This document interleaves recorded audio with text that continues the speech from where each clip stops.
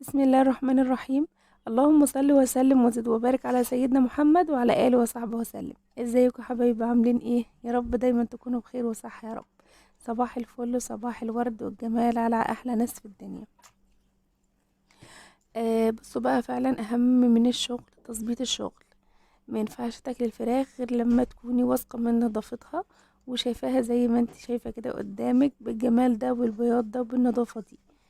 بنجيبها ساعات من الفرارجي او من محلات الفراخ، نضيفة وفلة زي منورة. بس طبعا بيبقى فيها حاجات تانية، فيها ريحة زفارة لازم تتشال وكده.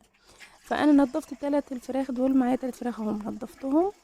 دول انا دبحتهم من اللي مربيهم في البلكونه، لقيت اوزانهم كبرت كده والحمد لله. فروحت ايه، اخدتهم كده نضفتهم وريشتهم. طبعا مرضتش اصور معاكم الموضوع ده لاني صورته معاكم كتير قبل كده، فقلت ايه ندخل في الموضوع على طول. بعد ما خلصتهم بقى وغسلتهم كويس بقى تحت الحنفية، المية الجارية على طول كده وانا بغسل فيهم ونضفتهم. نيجي بقى ايه لمرحلة اللي هي نشيل الزفارة. معايا هنا الثلاث فرخات حطيتهم في الطبق البلاستيك ده، حطيت عليهم شوية مية ونزلت عليهم بنص كيس ملح، يعني نقول 3 معالق ملح او معلقتين ملح كبار. وكمان هنعصر هنا ليمونة، لو عندك 2 3 عصري، انا ما كانش عندي غيرها. تمام. ف يعني هي كبيرة حلوة وافية يعني. وهنحط كمان ايه معلقتين دقيق او 3 معالق دقيق. لو عندك جنزبيل مطحون حطي معلقة، هتخلي معاكي برضو تمام. بس الدقيق هنا بيقوم بالواجب مكان الجنزبيل. هتدعكي بقى كده بالملح والدقيق الفراخ كويس، وهتنقعيها في المحلول ده او في الميه اللي احنا عملناها دي. هتنقعها بتاع مده ايه، نقول نص ساعه، مش اكتر من كده، هي نص ساعه حلوه قوي. هتنزلك بقى اي دم اي زفاره اي حاجه في الفراخ، هتخليها لك بصي كده فله فله كده، تاكليها كده نيه من قبل ما تسويها. هسيبهم كده نص ساعه زي ما انتوا شايفين، وهرجع بعد كده ايه هنوضب الثلاث فراخ دول، هنعمل منهم 6 اكلات. ازاي بقى؟ تابع معايا الفيديو للاخر وان شاء الله ايه هتعرفي، وباذن الله الفيديو بتاعنا يعجبك. بس قبل ما نبدا اي حاجه في الفراخ، لو لسه ما اشتركتيش اشتركي معايا وشرفيني ومنوريني وفرحيني بالاشتراك بتاعك. فعلي زر الجرس على الكل عشان كل ما انزل فيديو يجيلك اشعار وبتتفرجي عليه. ولو الفيديو عجبك ان شاء الله ما تنسيش كده ايه تسيبي لايك وتقولي رايك كده في كومنت صغير. بصوا كده انا خلاص كده طلعتهم وصفتهم كويس. هبدأ ايه مرحلة التوضيب بقى. انت ممكن في كده وتشيليهم، لو انت هتسوي كل فرخة لوحدها هتشيلي بقى الفراخ كده بتاعتك كل فرخة في كيس وهتحطيها في الفريزر. تمام. عايزة توضبي وتعمليهم تطلعي منهم اكلات يعني تكفي معاكي اسبوع، او انا ممكن تكملي معاهم بيهم 15 يوم مش اسبوع كمان. لو هتمشي يوم فراخ، يعني يوم لحوم ويوم هتمشي اي حاجة تانية. تمام. هيمشوا معاك 15 يوم في الغلا احنا في غلاء فاحش والله العظيم، يعني في الغلا اللي احنا فيه ده. عايزين نمشي الدنيا، وفي نفس الوقت ما نحرمش نفسنا ولا نحرم ولادنا من حاجة. بصوا كده انا خدت فرخة بقى قطعت الوركين، ركنتهم كده على جنب في طبق، واخدت الصدر خليته كده وركنته على جنب. هنيجي بقى ايه للأجنحة والرقبة، دول برضو هنشيلهم ونركنهم على جنب. أجنحة كده بالكتف، يعني الجناح بالكتف. اخدت الفرخة التانية برضو وشلت كده الوراك، كده عندي 4 وراك، احنا كده 4 افراد في البيت حاليا. لان ابني كبير مسافر، فاحنا 4 افراد، فانا خلاص هنخلي 4 قطع. تمام. وكمان ايه مسكت الفرخة التانية برضو قطعتها كده، يعني خليت فرخة كاملة اللي هو صدرين ووركين مع بعض، وخليت 4 وراك مع بعض. واخدت صدر فرخة عملته بانيه. يعني هنخليهم كده اللي هم ايه صدرين فراخ، نعملهم كفتة نعملهم بانيه زي ما انت تحبي. بس كده. بصوا بعد ما وضبت كل حاجة وركنتها، هتيجي بقى مرحلة الشطف من مكان ايدي وانا بقطع السكينة مش عارفة ايه. هشطف بقى كده. بصوا بعد ما هشطف هتلاقوا المية زي الفل، المية ما فيهاش اي حاجة، يعني ما نزلتش اي نقطة دم حتى.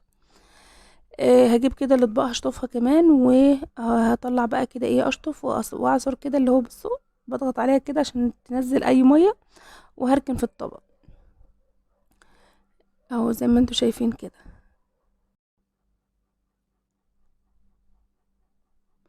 على فكرة الصدور اللي انا اللي خليتها من العظم ديت، وزنتهم على الميزان. في واحد منهم عامل 420 جرام، وواحد معدي النص كيلو، لو 520 برضه او 530 جرام مش فاكرة. فكده ده يعني مقرب على كيلو اهو. لو حابة لو انتوا افراد كتير في الاسرة، ممكن تعملي تفرميه كله كفتة، تعمليه كله كفتة، او ممكن تعمليه كله بانيه. لو اشخاص قليلين يعني مثلا كده، ممكن تقسميهم تخليهم على اتنين. بعد ما خلصت وضبط الفراخ كده، اخدت برضو الاجنحة وسلاسل الظهر ومش عارفه ايه والرقبة وكده. برضو بشطفهم دول. هنستفاد منهم بايه؟ يعني انت معاكي 6 اجنحة وتلات تلات رقاب بتاع الفراخ، يعني هم فراخ كبيرة ما شاء الله. فهتستفادي بيهم انك انت ممكن تسلقيهم، تكون عاملة محشي مثلا في يوم كده، فهتسلقيهم تعملي محشي وتحمريهم. انا بحبهم كده، يعني بخلي الحاجات ديت اكون هعمل محشي فاروح سلقاهم.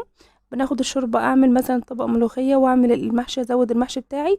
والحاجات الاجنحة والحاجات ديت بحمرها كويس، بس تبقى مقرمشة كده، وبنرش عليها ملح وفلفل، بتبقى سكر. فانا كده برضو قضيت يوم بالاجزاء الفراخ ديت. كده خلاص وضبطهم اهو. بوريكم ادي الصدرين اللي انا خليتهم، وادي طبق كبد وقوانص برضو هيكفي معاكي يوم، وادي الفرخه الكامله اهي، وادي الاربع وراك، وكمان طبق الاجنحه والرقاب. هبدا كده اكيسهم بقى ايه ونشيلهم.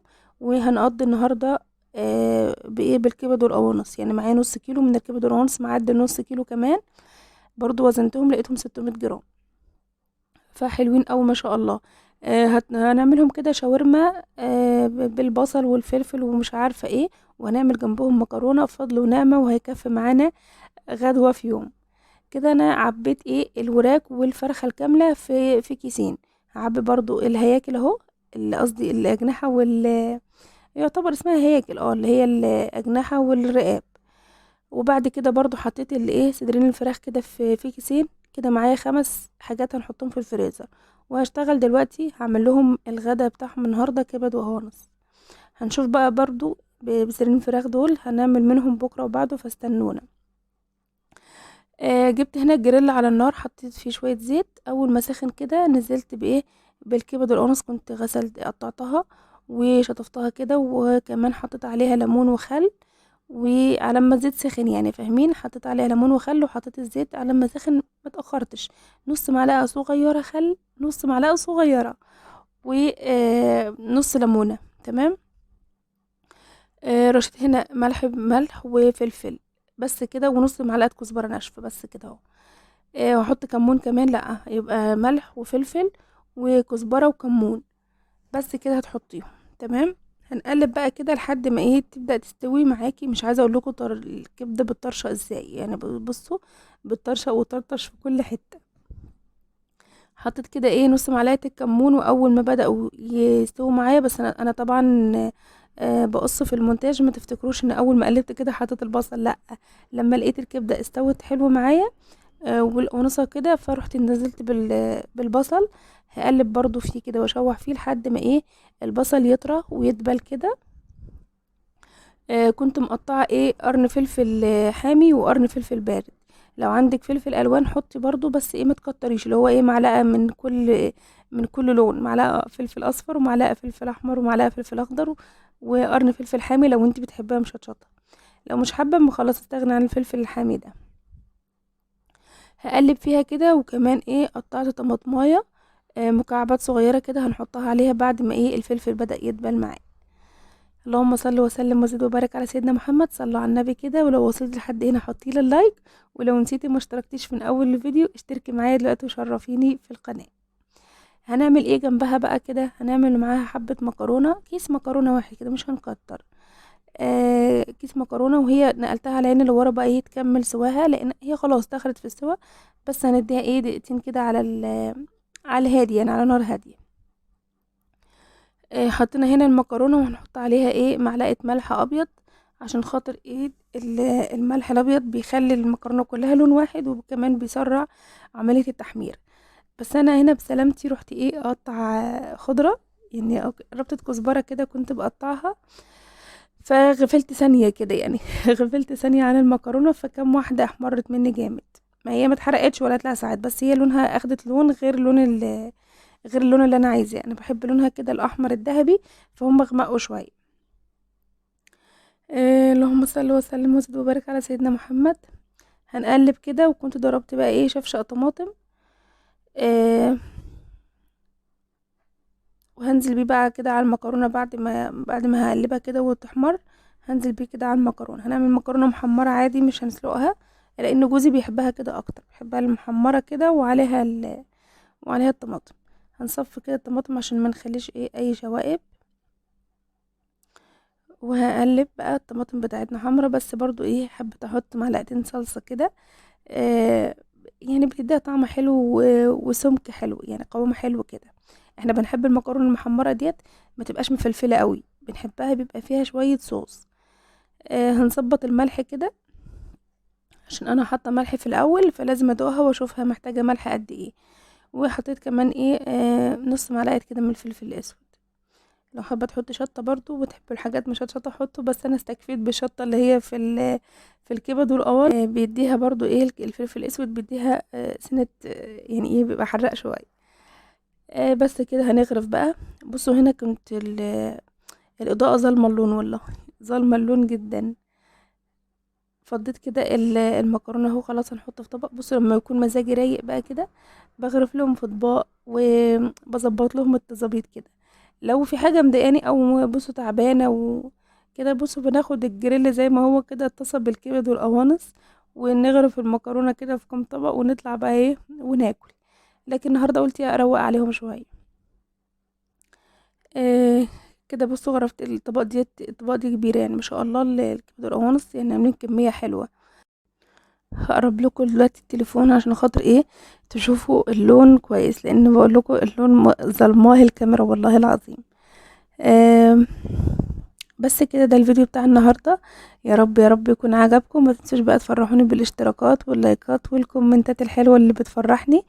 و ويا رب الفكره النهارده تكون عجبتكم واستفدتم من الفيديو باي حاجه. اشوفكم ان شاء الله بكره فيديو جديد، والسلام عليكم ورحمه الله.